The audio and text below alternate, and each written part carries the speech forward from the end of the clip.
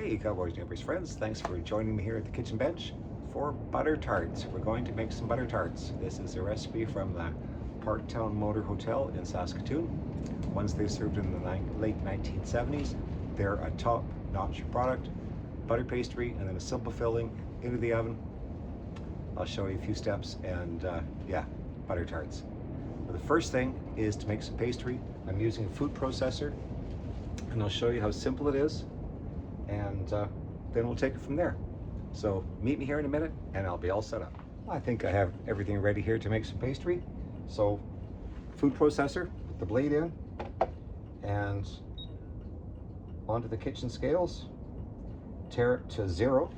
I'm going to add 313 grams of flour, just all-purpose flour. There's 135. 313 altogether.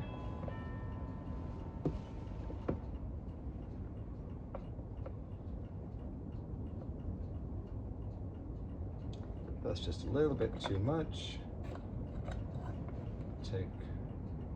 There we go, about 315. I don't think 2 grams is going to make a difference. And then I want 2 teaspoons of sugar. 1, 2. This goes onto the food processor, onto its base. We'll pop the lid on. And we're just going to blend these until blended. The next thing I'm going to do is take the top off. I have butter. I have 226 grams of chunked up cold butter, nicely chilled. Dump that in.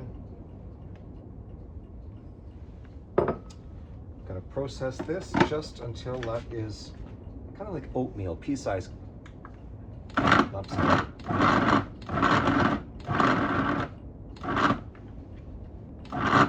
It's okay if some of them are a little bit bigger. That's going to be just fine. Take out this. Got ice cold water out of the fridge. Going to need about a half a cup. I'm going to put this on run, and I'm just going to drizzle butter in until it comes together.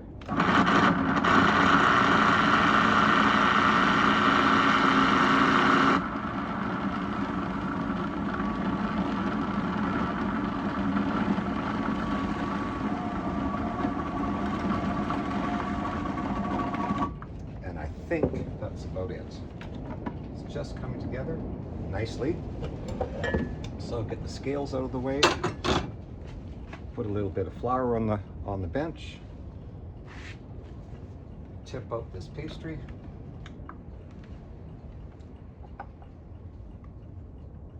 And butter pastry is that easy to make. Any pastry in a food processor style, that easy. So it's just a little bit wet. That's okay. Pull this together. I'm going to take a sprinkle of flour, put that on, and just pull it together into a ball. Just like that. Butter pastry is ready, and that's it. Into a plastic bag, into the fridge for at least 15 minutes. Some people say an hour, some people say 2 hours. I'm going to get the filling ready, and I reckon this pastry will be chilled enough to roll out. And I don't know if you can hear it, but it's sure getting windy, and I can hear it inside the yurt. So join me at the kitchen table a couple of minutes, and we'll make some filling. Well, we're at the kitchen bench, not the table. We'll go to the table for rolling out pastry. But I have 3 ounces of butter, and I'm creaming that. I'm going to work in this recipe's in imperial, not metric. I'm going to work in 15 ounces of golden yellow sugar, not the dark brown Demerara. I'm going to cream all this together. 3 ounces of butter.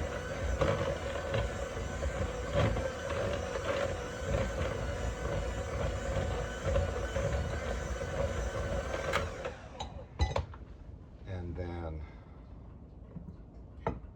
add some more. So 3 ounces ounces of butter, 15 ounces of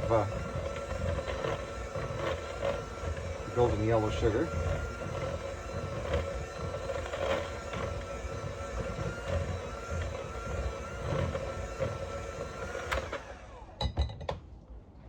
It's coming along nicely. Okay, that's the last of the sugar in there. Set that aside.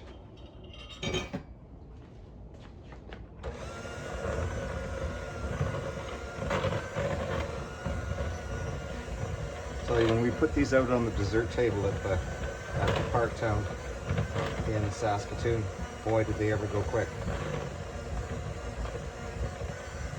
The next thing we're going to add to this mix is, by weights, 5 ounces of eggs. So that's 2 eggs. I weighed them out before.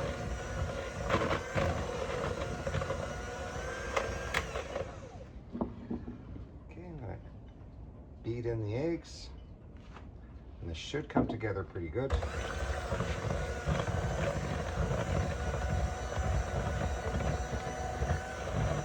We want a nice smooth filling, no lumps of butter, no lumps of sugar. I'm going to speed this up a bit.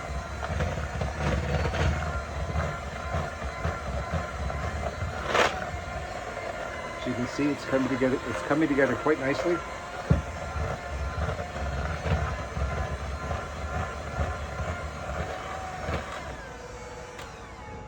Okay. The next bit is done by hand. Now the great debate is whether to add raisins or currants or chopped nuts. Guess what? Today it's currants. Sometimes it's raisins. If I'm putting raisins in, I like to use the golden seedless. But I'm using currants today, and I'm using 12 ounces. So that's the rest of that bag. And stir those in. And this is ready to put into tart shells. That's the bit of the tedious part, is rolling out tart shells. I don't make them very often because it's tedious, but I wanted to demonstrate traditional Canadian butter tarts using currants. And I was craving them. I get accused of not baking and sharing at work, so maybe I'm making enough that I can drop a few off at work tomorrow. That would startle everyone. And there we go. Traditional butter tart filling from the Parktown Hotel in Saskatoon. I'll meet you at the table shortly, and I'll roll out some pastry. I don't have to demonstrate the whole thing. I just want to show you how I do it. Hello, welcome back. I'm at the kitchen table. It's cleared off, it's wiped down, and got the pastry out of the fridge. Gonna roll some out, show you what I'm doing, and then I'll cut the camera because you don't need to see me roll out 20 or more of these little things, but I'll show you what's going on.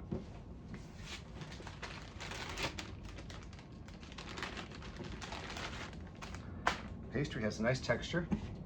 I'm going to dust some flour on the table. Roll the rolling pin through to get some flour on it. I'm going to press it out in a disc, and then I'll start at the middle of the pastry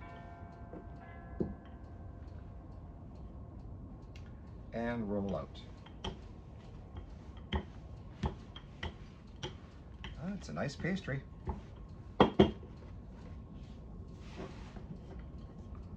Butter pastry can give a little bit crisper than lard, and definitely more flavor. Depending on the pie, I make different pastries. This is going to be, I haven't made butter tarts in, well, I'm not going to tell you how many years. I certainly haven't made them on the farm here, and I've been here going on 12 years. So we want pastry should be thin and crisp and full of flavor. I used salted butter. A lot of chefs will call for unsalted, but I think that the salted just gives a little bit more depth of flavor. And let's get this rolled out. I can see the little flecks of butter in here. these rolled out, get them into the tart shells, and then they're going to go in the fridge for probably 15 minutes to get the pastry cool again, chilled, until it goes into a 350 oven for these. Okay, I think that's going to be nice. Got a cutter here, so dip it in flour. I got things in the way. I got my scoop, I have my sifter. Okay, there we go. One. Tell you, IKEA is a good place to buy these cutters. Tart shells here. They're 3-inch with a removable bottom. They came with one extra bottom. Must have been machine packed. So what I do is, if you want to use preformed pastry tart shells, you go right ahead. I think it's a little bit of a cheat to myself, and pure butter is always nicer, but push the pastry into the flutes, and I've got more to do, but you don't need to see me do all those. But I'm gonna fill all these, there's 20 of them, I'll fill those and I'll show you what the next step is. Okay folks, cowboys, neighbors, friends, there is 18 3-inch tart shells. I am going to fill them with the butter tart mix.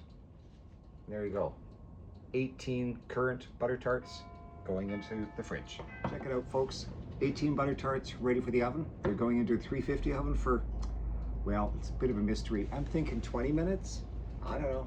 It's been a long time since I've made them, but I'll keep an eye on them, and we'll have a look at the finished results.